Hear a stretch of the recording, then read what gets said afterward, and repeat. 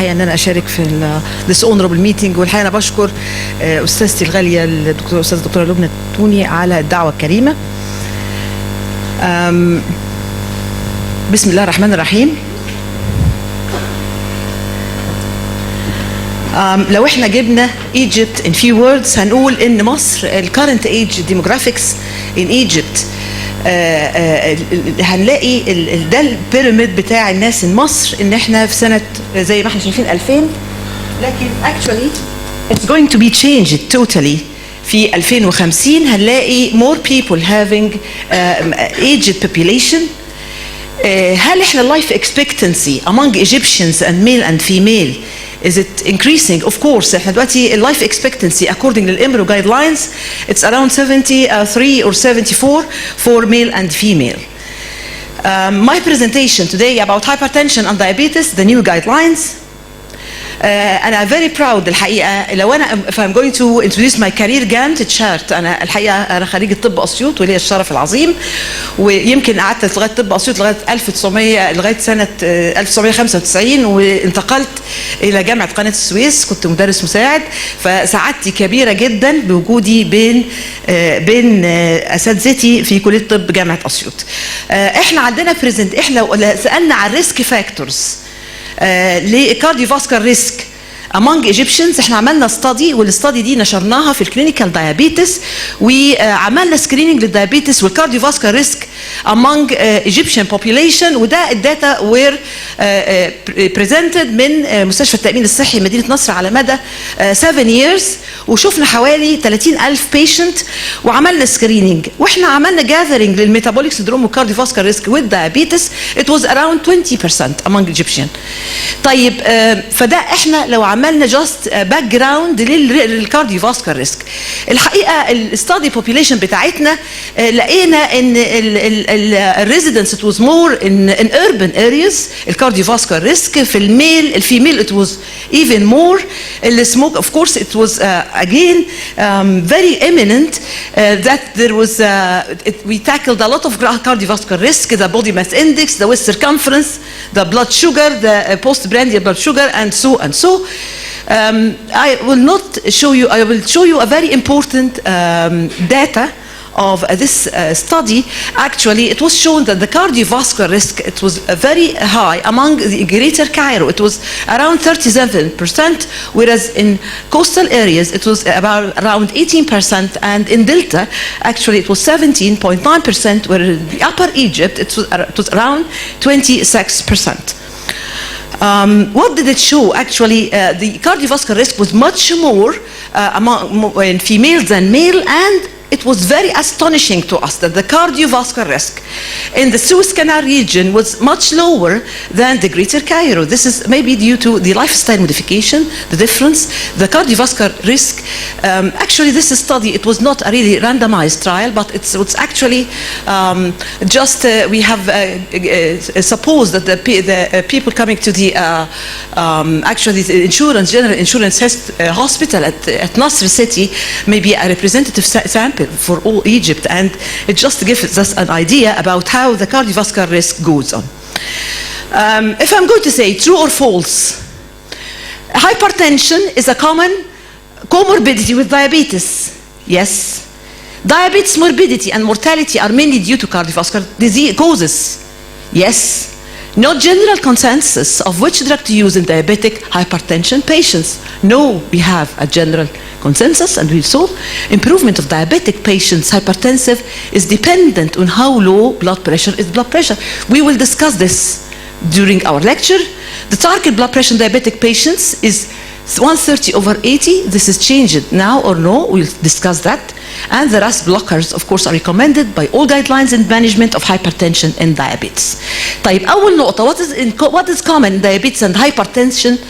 What is the link? اللينك احنا لو ما احنا نشوف اللينك هو الآتي: إنه ممكن يكون preventable وتريتابل، ودي حاجة كويسة، وكيورابل وممكن لكن actually it is prevalent.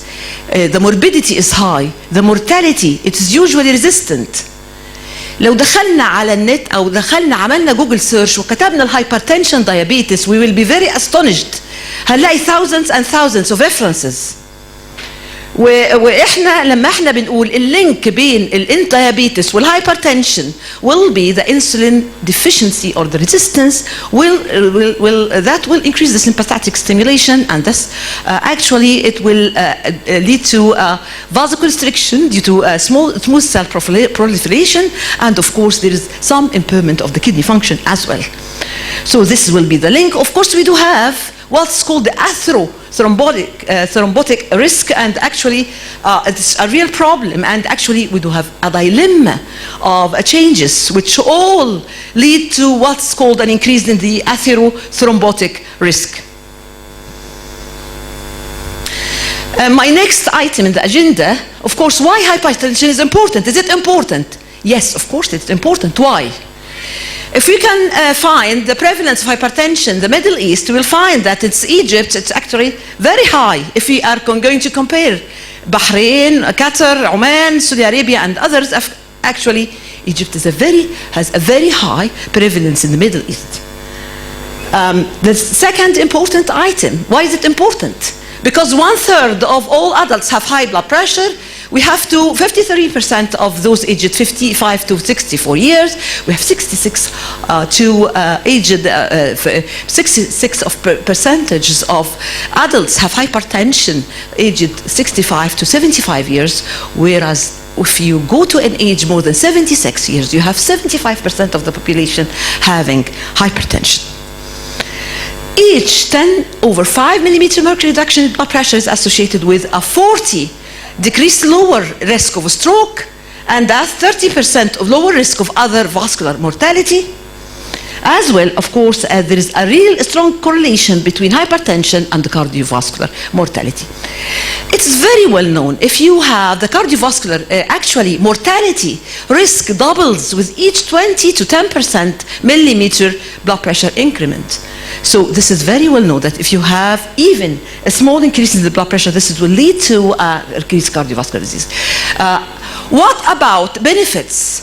Is it worse to, do we have benefits in lowering the blood pressure? Of course we do have benefits. If you lower the blood pressure, actually you will have a stroke incidence. You will have, actually the stroke incidence will be 35 to 40% decreased. The myocardial infarction and the heart failure will be decreased by 50%. So it's really cost effective to treat it. Why diabetes is important? It is really important because the prevalence of diabetes is estimated to be 4.4% in the year 2030. Actually, the number is projected to rise from 171 to 536 millions in the year 2030, and actually in Egypt now is number 9. Maybe in the year 2030, maybe it will be number 7 all over the world. So it's really a big problem. So it will be expected that diabetes will be the 7th leading cause of death worldwide by the year 2020, and this is really a real threat. Well, as we know, the growth of diabetes all over the world, actually in the African continent, is really a mystery, and it's much more than other continents. So we will going to face a big problem. What about the impact of clinical diabetes? You have 2 to 4-fold increase in cardiovascular mortality. You do have, it's the leading cause of new cases of end-stage renal disease. It's the leading cause of new cases of blindness, and it's the leading cause of amputations of the lower limb with peripheral lower limb disease. Also, in a study, the cause of death in people with diabetes, we do have 65% of diabetic patients' deaths are from cardiovascular causes, and actually this is a real problem. In a study, the OASIS study, is mortality by diabetes and cardiovascular status. Actually, it was very well known that the incidence of the hazards for diabetics are much more than the non-diabetics, and the combined, what about having hypertension and diabetes as well? Actually, we'll have the combined impact of hypertension, diabetes is amazing. If you have systolic blood pressure high, along with diabetes, it will add a lot to the cardiovascular mortality. Why hypertension and diabetes are dangerous combination? Why? Because they may lead to hemorrhage. They may lead to left ventricular hypertrophy, myocardial infarction, and target organ damage. Now I'm coming to the last entity of my presentation. This is the management, what to do literature and the guidelines recommend. Actually, if I'm going to manage hypertension, diabetes patients, 75% of diabetic complications are attributed to hypertension. This is number one. Number two, 70% of diabetic patients die of cardiovascular disease. 60% of patients require more than 2 antihypertensive medications. Treatment of hypertension with diabetes, actually, it reduces the total mortality, the myocardial infarction incidence, stroke, retinopathy, progressive renal failure, and so on. So we do have a problem. We do have many guidelines. I will just mention them very quickly as I can. This is the JNC 8, as we can see. This is the guideline. What did it say? When this guidelines recommended the following. The strength of recommendation, if we can see A, this means we have a strong recommendation. B, this is moderate. C, this is weak recommendation. And of course, if we are going to D, this will be against. So what did it say? It said that in population more than 18 years with diabetes, you have to initiate pharmacologic treatment to lower at least blood pressure less than 140 and to 90. It's actually at the level of expert opinion. So it just put 140/90. Recommendation 6, actually, it said that we can use initial antihypertensive treatment, a thiazide diuretic, and we can use calcium channel blocker, the ACE, ARBs. This is moderate. It was grade B. If recommendation 7 is in general black population, it said that those with diabetes, initial antihypertensive treatment should include thiazide, but actually it was just grade C. And it said if you have a chronic kidney disease patients, you have to initiate your therapy with ACE or ARBs to improve kidney outcomes. And this is, of course, according to the creatinine level. It's not just very open. The JNC 7, was the one before, we have relied upon a lot before. It have, as we can see, it just put another 130/80 as a target for those with diabetes or chronic kidney disease. The 2013 other guidelines, it said another stated a lot, again, some difference, but it just put 140/90. And it said 140 if you have diabetic patients, if they have stroke or TIAs, if you have coronary artery disease, they put 140/90 again in this recommendations. As we can see, this is 140/90. What about the preferred drugs? It put the ACE inhibitors, followed of course by the diuretics, the blockers, and the ARBs as well. This is what it stated. Again, in the European Heart Journal, actually, it put another. It recommended the blood pressure control is recommended in patients with diabetes to lower the risk of cardiovascular disease. This was class 1. And of course, it put another recommendation target to be 140/85 millimeter mercury. The NICE Bridge guidelines, what did it say? If you are aged less than 55 years, actually use just ACE or ARBs. If you are more than 55 years, you have to put calcium channel blockers. And actually, eventually, we will again use ACE or ARB and calcium channel blocker. If not, we can use thiazide like diuretics. This is the way it put the NICE guidelines. So this, what it is, if you have type 2 diabetes, we have targets, you have to measure blood pressure, you have advised lifestyle measures, you have to monitor the blood pressure, as we can see. What about the Canadian Diabetes Association guidelines? Actually, it again put the same data. What about the Egyptian guidelines? Actually, the Egyptian guidelines, as we all know, this was launched in the year 2014, and it's raised the cutoff value. This work was led by Professor Mohsen Ibrahim, the head of the Egyptian Society of Hypertension, and he said that actually you have to treat, you give it more than the cutoff value 150/95. But actually, if you use the diabetic, he put the diagnostic cutoff value of hypertension is lower in people with diabetes, and it was again 140/90. The prevalence of hypertension is 1.5-fold higher in diabetic patients relative to those with non-hypertension.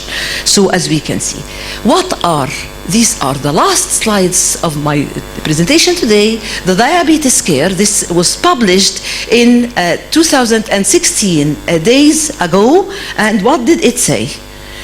It stated that you have to screen and diagnose. Blood pressure should be measured at every routine visit, and actually the systolic targets again 140.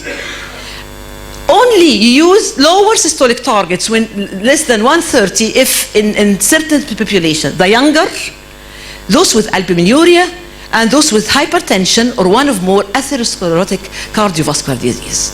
The diastolic targets was 90 again, lower in the same population, the younger, albuminuria, or those don't have many complications. So this is again the diabetes care population. These are actually the endocrinology group, and it's the task force in 2016. And what it stated, actually, this have said that the goal will be systolic less than 130 and diastolic less than 80 millimeter mercury, and you use